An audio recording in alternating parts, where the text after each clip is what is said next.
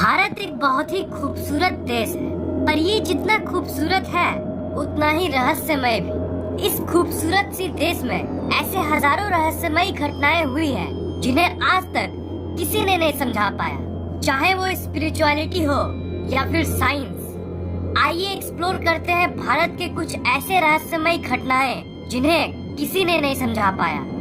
Number 1, red rain of Kerala. वो घटना इस दुनिया की सबसे रहस्यमयी घटनाओं में से एक है। इसे आज तक एक्सप्लेन नहीं किया जा सका और ये आज तक अनसुलझी पड़ी है। दिन था 5 जुलाई 2001, समय था दोपहर।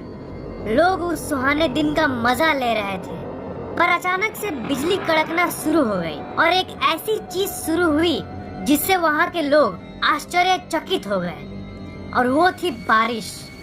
आप सोच रहे होंगे कि इसमें क्या खास बात है, पर वो कोई आम बारिश नहीं था, वो खून की बारिश थी।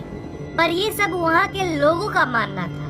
मैं आपको ये मानने पर मजबूर नहीं कर रहा हूँ कि वो खून की बारिश ही थी, पर चलिए थोड़ा साइंटिफिक और रियलिस्टिक बात करते हैं। उस दिन अचानक से जो बारिश शुरू हुई उसकी कलर लाल थी, और बस लाल ही नहीं, कई लोगों ने येलो, ग्रीन और काले रेन ड्रॉप्स को भी रिपोर्ट किया। पहले तो साइंटिस्ट को लगा कि ये कोई खास घटना नहीं है, ये बस कुछ डस्ट यानी धूल के टुकड़े हैं जो पॉल्यूशन के चलते या फिर किसी मीटियोर यानी उल्का के चलते बारिश में मिल गई थी। साइंटिस्ट फिर उस रेन के सैंपल को एक लैब में ले गए और उन्होंने इलेक्ट्रॉन माइक्रोस्कोप के नीचे उसे स्टडी किया, और उन्होंने पाया कि ये किसी मीटियोर की पार्टिकल नहीं, बल्कि ये ऐसी पार्टिकल्स है जो जिंदा थी।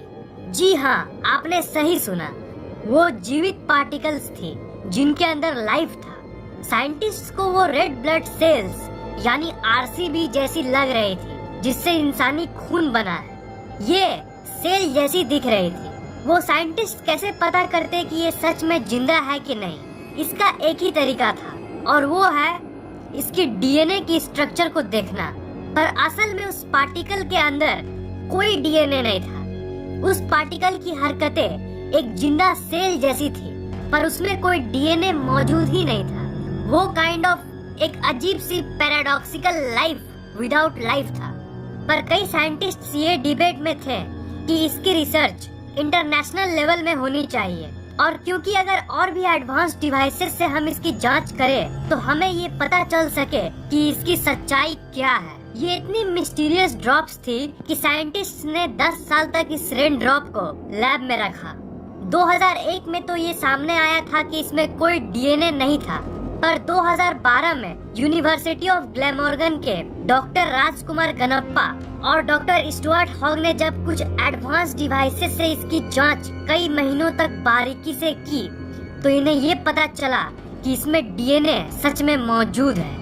बहुत सारे पब्लिक रिपोर्ट्स में ये कहा गया कि ये कोई एलियन इन्वेजन है। एलियंस धरती पे लाइफ को भेज रहे हैं यहाँ पे पनपने के लिए। मैं जानता हूँ कि आप लोगों में से कुछ लोगों को इस बात पर यकीन नहीं होगा। अब आप ही सोचिए कि एक ऐसी अननोन पार्टिकल जिसे दुनिया की किसी और जगह पर नहीं पाया गया, वो आखिर केरला में कहाँ से आई? इसकी कोई एक्सप्लेनेशन मौजूद नहीं है। ऐसी चीजें तो हमारी नोन धरती के किसी और जगह पर तो कभी नहीं पाई गई। इसी सारे कंफ्यूजिंग फैक्ट्स के चलते आज तक साइंटिस्ट नहीं समझ पाए हैं कि उस समय आखिर ये लाल कलर की बारिश कैसे हुई थी। Number 2, sonic boom of Jodhpur.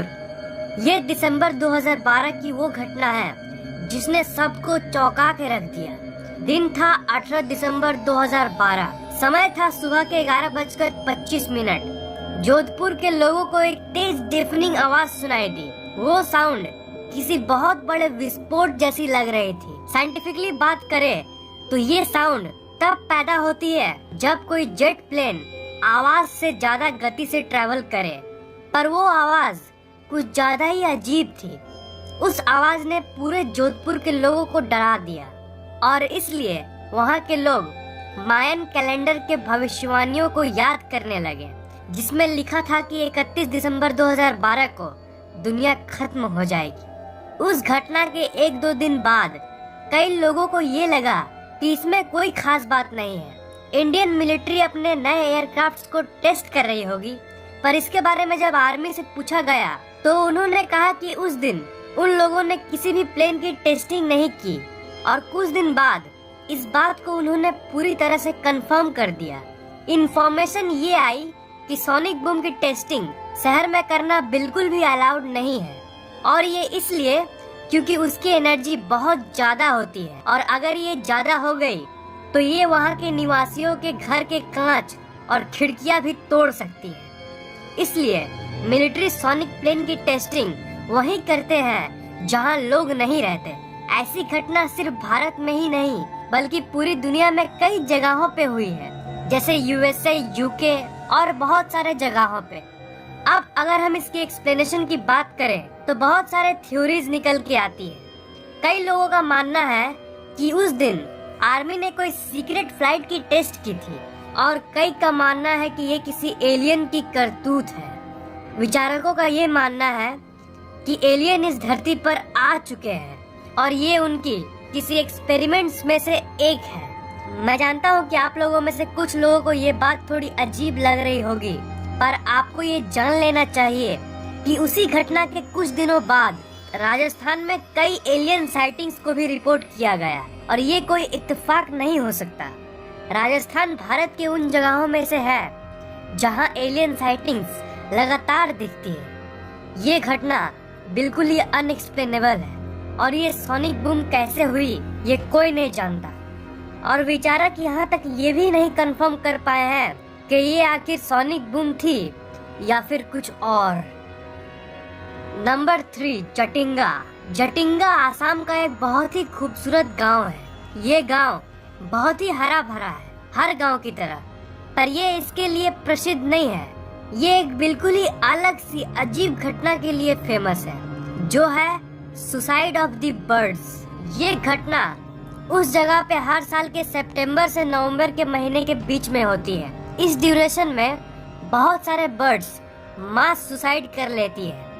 सूर्यास्त के बाद 7 से 10 बजे के अंदर हजारों बर्ड्स अचानक से अपना बैलेंस खोने लगती है, और वो वहाँ के घरों में और पेड़ पौधों में जाके टकरा जाती है। ये सुसाइड वर्ड तो वहाँ के लोग यूज करते हैं, पर अगर हम अपनी कॉमन सेंस लगाएं तो ये असल में सुसाइड नहीं है। अगर साइंटिफिक वे में बात करें तो बर्ड्स का ब्रेन सुसाइडल नहीं होता है। ऐसे भी बहुत सारे क्रिएचर्स हैं जिनमें सुसाइडल टेंडेंसीज होती हैं, पर चिड़ियों में ऐसा नहीं होता। इसलिए ये घटना वहाँ के निवासियों, टूरिस्ट्स और साइंटिस्ट्स को सालों तक आश्चर्यचकित करके रख दी है। यहाँ के ज्यादातर निवासियों का तो ये मानना है कि यहाँ पे कोई भूतिया ताकत है जो इन चिड़ियों को नीचे की तरफ खींच लेती है। बर्ड्स माइग्रेशन दुनिया की कई जगहों पर करती है, पर किसी और जगह पर तो ऐसी कोई फिनोमेनन को नहीं देखी जाती। तो ये सिर्फ जटिंगा में ही क्यों होता है? आखिर क्यों इस जगह पे हर साल हजारों बर्ड्स मर जाते हैं? बहुत सारे साइंटिस्ट इस रहस्य को सुलझाने की कोशिश करते आ रहे हैं। जैसे कुछ का मानना है कि बर्ड्स शाम के वक्त में आसमान में मौजूद सूरज के रोशनी के चलते अपना बैलेंस खो देती है, और कुछ का मानना है कि कोहरे के चलते ये अपनी दिशा को खो देती है। पर प्रश्न ये उठता है कि एग्जैक्टली यही कंडीशन में दुनिया के कई जगहों पे बर्ड्स माइग्रेट करती है, पर किसी और जगह पे तो ऐसी कोई घटना को नहीं देखा गया। ये सिर्फ जटिंगा में ही क्यों होता है? इसलिए ये जगह अपने खूबसूरती से नहीं बल्कि बर्ड सुसाइड से मशहूर है। ये एनिमल और बर्ड सुसाइड जैसी घटना दुनिया के और भी बहुत सारे जगहों पे होती है।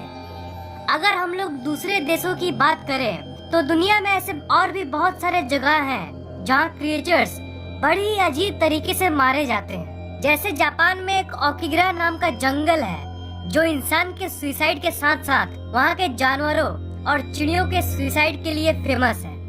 ये दुनिया की इकलौती ऐसी जगह है जहाँ 100 से भी ज्यादा लोग हर साल सुसाइड कर लेते हैं, और रिसर्चर्स जब उस जंगल में जाते हैं तो उन्हें बहुत सारे मरे हुए जानवर और बर्ड्स मिलती है। वहाँ के निवासियों का ये मानना है कि उस जंगल में प्रेतों का साया है। स्कॉटलैंड में भी एक ऐसी बहुत फेमस ब्रिज है जहाँ डॉग्स सुसाइड कर लेते हैं। अजीब बात यह है कि डॉग्स उस ब्रिज के एक ही जगह पर से सुसाइड करते हैं। दुनिया में तो लाखों करोड़ों ब्रिज है, बाकी पुलों पर तो ऐसा कुछ नहीं देखा जाता, पर इसी ब्रिज पर ही ऐसा क्यों?